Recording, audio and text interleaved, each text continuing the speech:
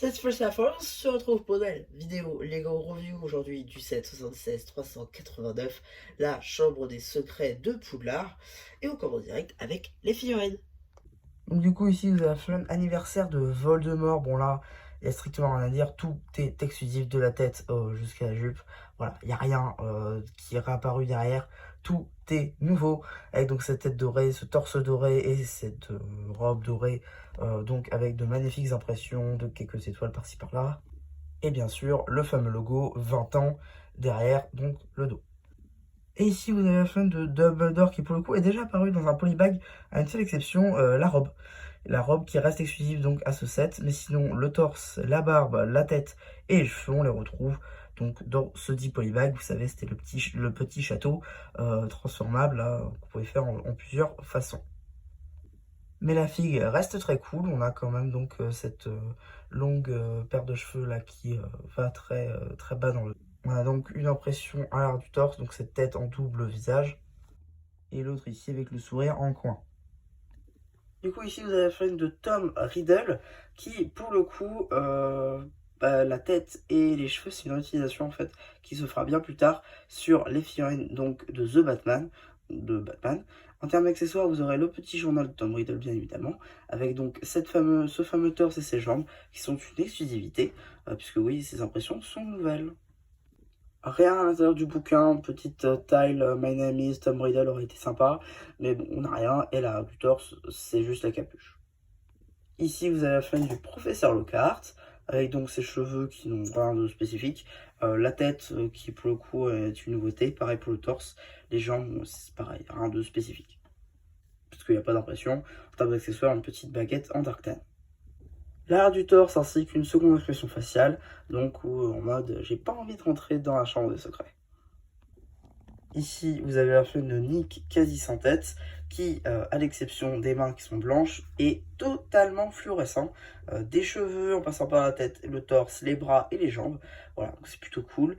Pour le coup, on a deux expressions faciales, donc il brille dans le noir. Voilà, c'est très cool. Pour le coup, comme figurine. Et bien évidemment, tout est exclusif.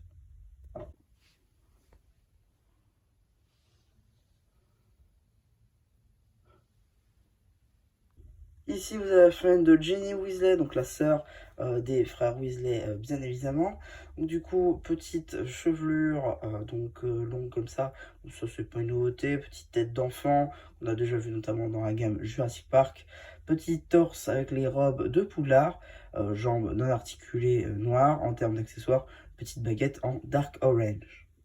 L'air du torse ainsi qu'une petite tête beaucoup plus souriante. Et comment faire un set Harry Potter sans Harry Potter. Donc voilà, Harry Potter épisode 2 avec donc la robe qui est défaite, donc qui laisse à apercevoir donc le fameux pull. En termes d'accessoires, petite baguette en dark brown ainsi que l'épée de Gryffondor. Seconde tête évidemment. Et on peut bien sûr lui mettre donc le fameux chapeau dans lequel était mis donc l'épée de Gryffondor. Alors je suis désolé pour cette figurine, je vais le dire après pour les autres, bougez pas là non en français, parce que je les connais pas assez en fait, voilà, je m'y connais pas assez en Harry Potter pour vous dire en français, donc j'ai pris sur la boîte et du coup c'est en anglais. Du coup ici vous avez la figurine de Aurora Sinistra, qui est donc une professeure d'astronomie il me semble, donc avec donc cette nouvelle pièce de chapeau, notamment, nouvelle pièce de tête, nouvelle pièce de torse, nouvelle pièce de jupe, voilà, plutôt cool. Pas d'impression à l'arrière de la robe, néanmoins on a quand même en termes d'accessoires une petite baguette en dark tan. Ici, vous avez la fin du petit photographe de Gryffondor, Colin Greevy, qui, encore une fois, je n'ai pas le nom en français, qui, du coup, a les fameux cheveux qu'on peut notamment retrouver sur la fin de la première CMF Harry Potter sur Ron, nouvelle pièce de tête avec de nouvelles impressions. Ici, un torse qu'on peut pouvoir utiliser sur pas mal de figurines donc, de Gryffondor, avec son fameux appareil photo. Du coup, ici, vous avez fait d'un élève de Poufsouffle qui s'appelle, encore une fois, j'ai pas le nom en français, Justin Fitch Fletchley, si je prononce mal, voilà. Donc, en termes d'accessoires, baguette en arctane. Pour les cheveux Tobey Maguire, notamment dans le dernier set No Way Home. Donc, en ce qui concerne la tête, une tête d'enfant, Voilà, on peut retrouver notamment l'impression, on peut la retrouver sur une tête jaune notamment, voilà. Le torse de Poufsouffle qui pour le coup est assez cool, ça veut dire que dans le set on a quand même un torse pour chaque maison, ça c'est cool. Et ici l'arrière du torse avec la capuche, du coup avec le jaune qui dépasse. Et ici la figurine de Luna Lovegood, donc avec ce fameux torse de chez Serre d'Aigle, la tête d'enfant qu'on a pu retrouver donc notamment sur la figurine de Justin, et donc cette pièce de cheveux qu'on peut notamment aussi retrouver sur la CMF série 1, du coup avec la figurine de Luna Lovegood. En ce qui concerne donc les accessoires, on a une petite baguette en marron. Ici là du torse, malheureusement c'est vrai qu'on ne voit pas la capuche. Là, on la voit mieux et on a aussi une seconde expression faciale. Ici, du coup, vous avez pour finir, pour les créatures, donc les lutins de Cornouailles qui étaient apparus avec un nouveau moule dans cette boîte qui après est derrière réapparu donc, dans la station de vente du Bob Château. On a aussi la présence de ce petit bouquin, je sais pas trop à qui c'est censé aller, donc je vous montre comme ça, avec ce sticker sur la première page et la petite pièce tampographiée avec les ingrédients qu'on doit mettre dans la marmite. Maintenant, les choco-grenouilles.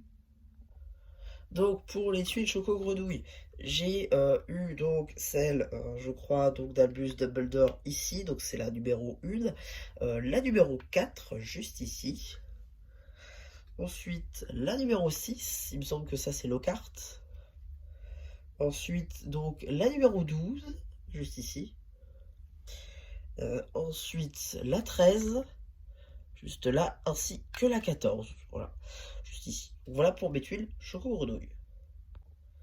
Donc j'aimerais commencer cette review déjà par donc le basilic ici donc avec une nouvelle tête moulée bien évidemment avec donc ces petites impressions qui sont plutôt cool notamment pour les yeux, bien évidemment la mâchoire comme les dinosaures dans la gamme Jurassic World, ça clipse, c'est satisfaisant.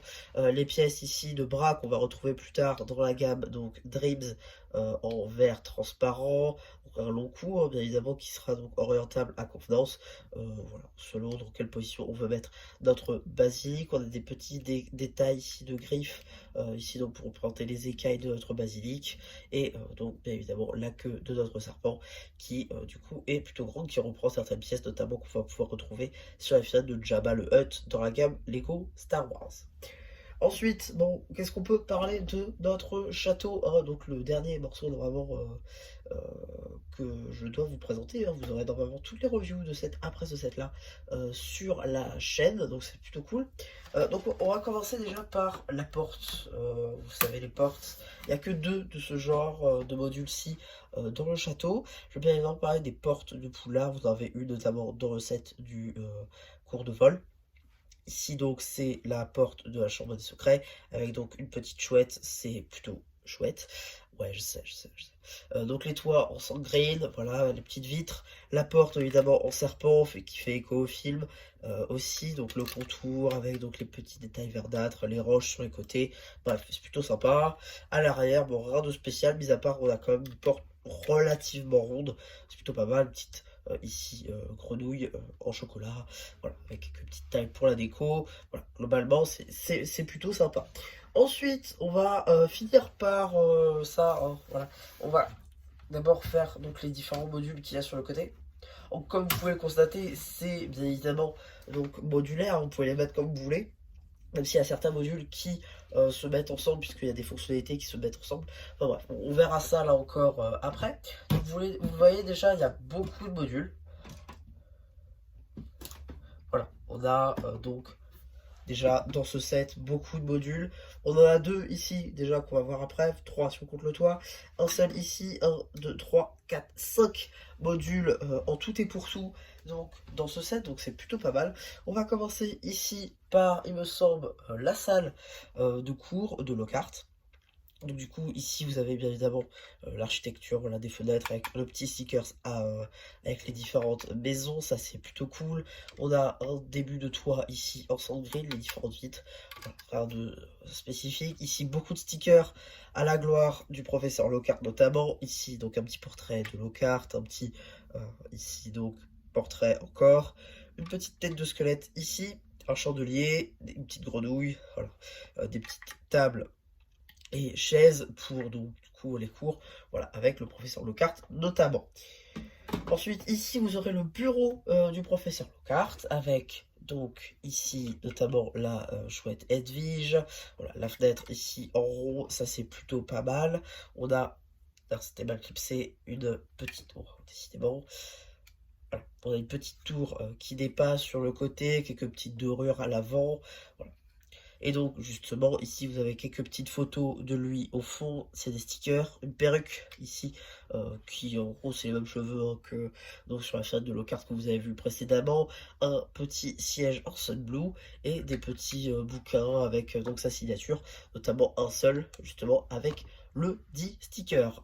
Au-dessus, il me semble donc c'est une brave interprétation de la tour d'astronomie, puisque on a juste ce petit donc télescope avec donc un sticker avec les différentes étoiles qu'on peut y observer, notamment juste ici, avec une petite boule. Et donc le but c'est surtout d'enlever alors, pas le module, ce serait cool.